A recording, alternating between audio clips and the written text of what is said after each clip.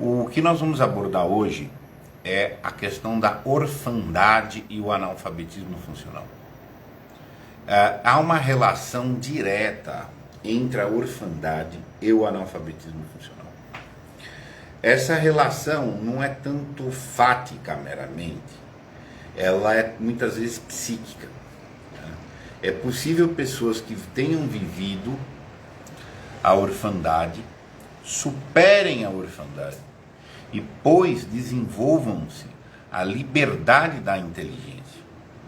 Há pessoas que tiveram razoavelmente a sua paternidade, mas têm atitude de órfão.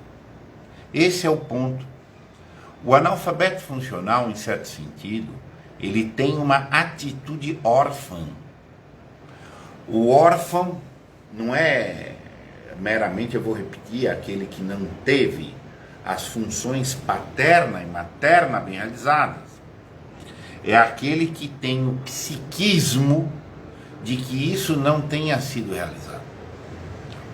A função paterna e materna, acima de tudo, além da questão material, de cuidar, de zelar, de alimentar, de proteger, de etc., é uma função de constituição psíquica. Naturalmente, nós nos achamos credores de pai e de mãe, e vamos receber, via de regra, deveríamos receber essa paternidade e maternidade até por um instinto natural, mas para, num momento, transpor o vínculo natural num esquema em que nós somos pai de nós mesmos e somos mãe de nós mesmos. A maternidade aqui está sendo vista como um amor incondicional. Faça o que eu fizer, eu tenho um porto seguro em que eu sou bem querido. Não interessa um senso de reprovação, mas eu sempre tenho uma fonte inesgotável de bem-querência. Querência é uma expressão que talvez nem exista em português, mas existe no linguajar gaúcho. Tá? A querência. Vou à minha querência, lá eu sou querido sempre. Tá? E o pai é o limite. Aquele que põe limites dos quais eu não posso ir e me exige limites a partir dos quais abaixo dos quais eu não posso ficar. E esse conjunto paternal, maternal, afetivo, psíquico, se bem realizado, me cria condições melhores de eu virar meu pai e minha mãe, que é o que eu vou chamar de consciência maternal e consciência paternal. Num momento em que a minha autoestima tem que ser boa, eu me gosto, eu me perdoo dos meus erros, eu me acolho no que eu falhar, tá? E me para eu ir para frente. Eu me exijo limites abaixo do que é uma vergonha minha comigo, a partir do qual eu não posso ir, porque aí seria temeridade ou não sei o que, etc. Exercendo essa função do pai. O melhor jeito de superação de todo e qualquer vínculo é viver o vínculo. A razão de bem viver uma maternidade, bem viver uma paternidade, na fase passiva que nós recebemos, nós chegamos querendo isso. Tá? E bem receber esse crédito natural, a maior questão não é o gozo ali, material, factual, imediato, desse crédito, mas é a assimilação afetiva disso para uma elaboração, um desenvolvimento a partir do momento que eu supero o vínculo. O pai e a mãe são vínculos passageiros, eles vão passar e eu vou seguir, ponto. Aí eu vou seguir agregando aquilo do vínculo. Esse é o processo da elaboração ativa. Tudo que eu vivo, excreto o que não deve ser o caso, assimilo o que é devido e elaboro, para obter essa consciência que eu falei para vocês. Expressiva parte, talvez majoritária parte, do analfabetismo funcional de que hoje nós temos, a maior parte da população é imensamente analfabeta funcional nesse país, e não é coincidência que a maior parte da população desse país também é órfã. É, isso mesmo. Somos um país tradicionalmente de órfãos. Talvez no mundo a gente seja recordista.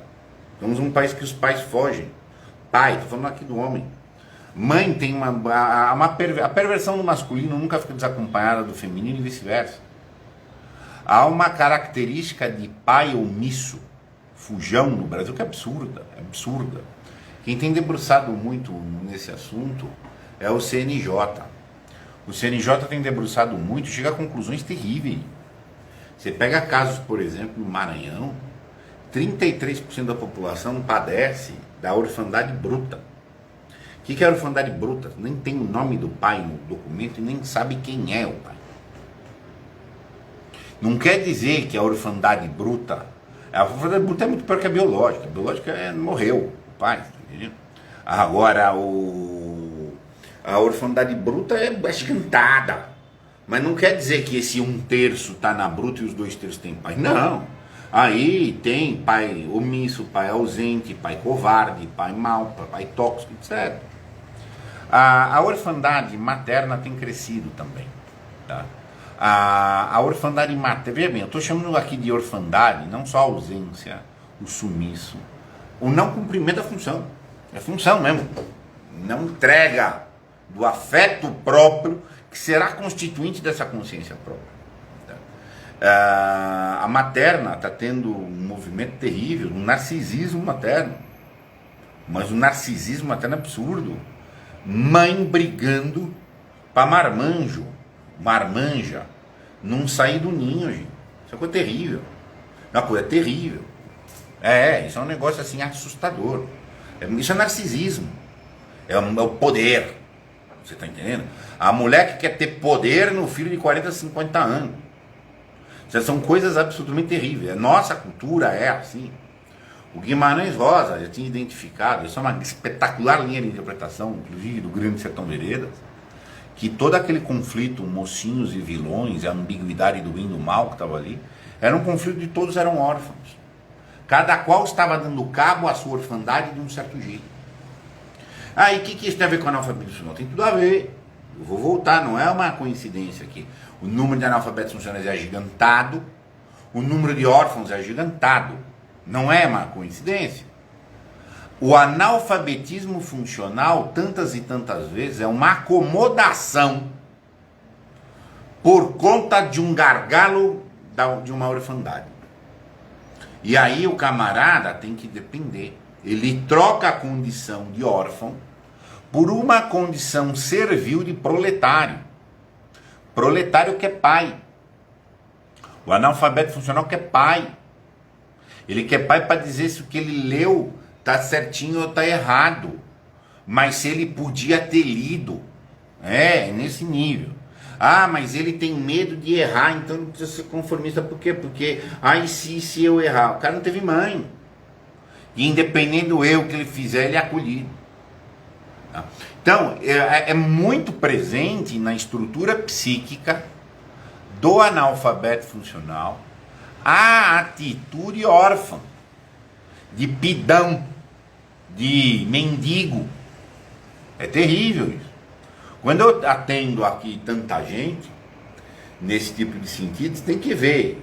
O camarada chega aqui, normalmente ele descobriu que é analfabeto funcional para receber mentoria. E resolveu assumir a solução. Você tem que mapear o problema. O órfão ele é ele é uma espécie do gênero, problema de relação de autoridade. Porque ele vai projetar as falsas autoridades em outros lugares. E aí, a maldição da atitude órfã, tá? É a maldição de virar masoca e virar analfabeto funcional. Masoca e o analfabeto funcional, gente, é farinha do mesmo saco. A pessoa não se basta. O cara não consegue se bastar. Ele pode ver um fato na frente dele, ele não diz, o fato tá aqui. Não, ele tem que dizer, não sei quem achou. Não sei quem contou pra mim que o que eu tô vendo é real. Conhece com advogado, gente. Eu falo muito da advocacia aqui, porque eu sou advogado. Eu convivo no meio, não é uma cisma contra a classe. mas é a classe na qual eu integro profissionalmente. E aí eu tenho muitos advogados sem problema. Então assim, muitas vezes você tem que trabalhar com o cara a superação do vínculo, da superação da orfandade dele, tá? Para então a inteligência se desenvolver. A inteligência vai ter duas formas grandes de você ver a inteligência. Uma forma é a relacional, é a posse de saberes. O conhecimento é uma relação entre eu e algo do mundo. E por sua vez, esse algo do mundo em relação a outra coisa. Essa é uma forma de ver a inteligência, é o saber de posse. Agora, não é isso que outorga, que tira alguém do analfabetismo funcional. Alguém pode ter muitos saberes relacionais, informativos, etc., mas continuar como analfabeto funcional. Analfabetismo funcional, propriamente dito, é uma atitude de só funcionar, de ser função de alguém, de buscar, no caso do órfão, essa ocupação filial. Quero projetar uma filiação aqui, projetar uma filiação ali. Tá? Porque o analfabetismo funcional é o oposto, além do saber relação, o seu oposto é o seu saber intelecção. De inteligência, são, a ação de inteligir. Vi uma coisa aqui, vi uma ali, eu fundi. Puta, tive um incréscimo. Tive um insight, entendi uma coisa. Bolei um negócio. Quem tem intelecção tem de autodidatismo. Né? E esse é o oposto efetivo do analfabeto funcional. O alfabetismo funcional é muito raso. Você vê pela mera inépcia fenomenológica de que o cara não sabe dominar coisas básicas. Na verdade, ele tem uma castração do princípio de ação. Ele não tem a ação, ele é paixão. Ele é passional, ele é função, ele é anexo, ele é o outro. Tá entendendo? E aí não espere que enquanto o cara tiver acanhado, tá? Enquanto o cara tiver pidão da orfandade, pidão filial, que ele vai desenvolver inteligência.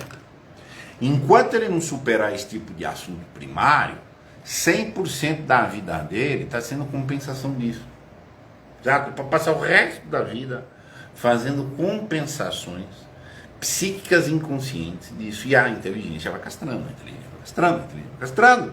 Porque a liberdade está castrada dentro de um ciclo que o cara pode nunca perceber. Como quase todo mundo nesse país é órfão, analfabeto funcional e masoca, a coisa meio vai sendo vista. E as pessoas ficam num besterol, tá? Ficam num besterol aí de achar que é aula de reforço. É ilusão. A gente tem que ter regra aí. Tem uma cultura hoje anárquica. A liberdade não é anárquica. A liberdade é autônoma. A liberdade fixa regras e cumpre as regras. Por um comprometimento que eu mesmo pus. Quando eu me ponho um limite é como eu me pôr uma regra. E eu vou ter que ter fidedignidade à regra que eu mesmo criei. Isso é autonomia. Não é, a liberdade não é a ausência de determinações. É a minha colocação de determinações para cumprir. Tá?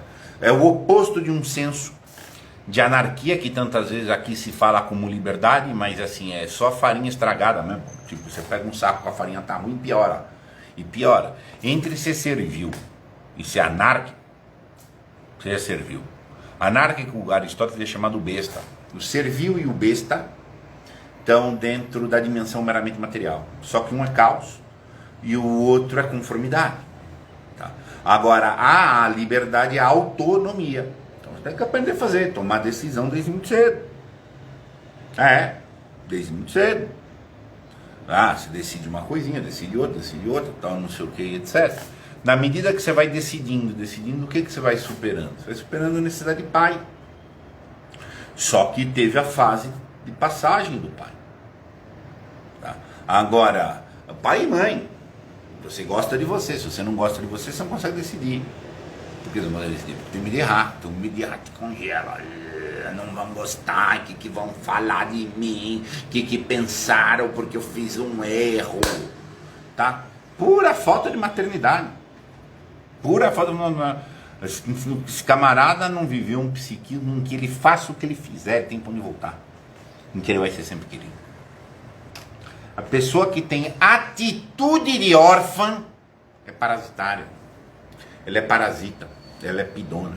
Eu tenho muita vontade, muita tranquilidade para falar desses assuntos, que tantas vezes as pessoas se ofendem porque o Vicente está falando, porque o Vicente pega. Eu sou órfão, eu nunca vi o meu pai, não padeci da paternidade, da orfandade bruta, que é a máxima, que é nem saber quem foi, nem ter referência. Eu padeci também de um mal menor, que é a orfandade natural. Meu pai morreu. Eu tinha 90 dias de vida. Mas eu sei quem é a família do pai, sei essas coisas. Mas agora eu consigo compreender bem o esquema psíquico do não ter o pai. E os perigos que eu vivi, os erros que eu fiz, ter essa projeção de pidão filial. Até que você consegue superar com muitos esforços. Porque todos nós temos que superar os vínculos. Todos os nossos pais e mães são transitórios. A liberdade e a autonomia supra-vínculo. Não há vínculo. Tá? Agora, viver o vínculo para superá-lo é muito mais fácil do que não vivê-lo e tê-lo que superar o que não viveu. Mas não é possível. E esse é o caminho, tá, para propriamente a tonificação aí da inteligência, que é diretamente associado com a tonificação da liberdade, que é essa capacidade de autonomia. Nomia é regra, regras que eu mesmo estabeleço perante mim mesmo. Eu me exigi fazer a casa da crítica, eu me exijo produzir X conteúdos, uma exigência que eu pus para mim, perante ninguém, é meu, isso é eu, comigo. Bom, eu posso crescer. Agora, eu entrar na ilusão da escola, ó, você tem uma regra de fora que tem que cumprir o preceito X, mas esquece, é o que está acontecendo. Vira um jogo de farsa, todo mundo está fingindo, um finge que cumpre, o outro finge que exigiu, tal, aquela coisa. Nunca vale o que alguém prometer, gente, isso é irrelevante. Que as pessoas prometerem é a coisa mais irrelevante do mundo. A única coisa que vale é aquilo com que as pessoas se comprometem. É outra coisa. Não tem nada a ver. Eu não prometi a casa da crítica para ninguém. Eu me comprometi com ela. Uma coisa completamente diferente. Uma é um princípio de ação, o outro é um princípio de paixão. É uma reação, uma promessa relacional. Tá? Então ela tem, pode até ter alguma ação, mas é ação e paixão. Hein? Um comprometimento é sua ação. Bom, é minha ação que eu pus aqui. Porque eu quis pôr. Por uma autonomia. Você tá entendendo? Agora, fora desse esquema, cai no analfabetismo funcional. Aí fica na superfície, pega na beiradinha uma coisa ali, quer mostrar para não sei o que, e o órfão está querendo ser acolhido, o órfão está querendo ser abonado. Você tá entendendo? E fala que a interpretação do texto que eu fiz está certa. Mas ninguém vai falar, então eu recolho. Analfabeto funcional. Não vai desenvolver inteligência assim, enfrentar esse tipo de coisa.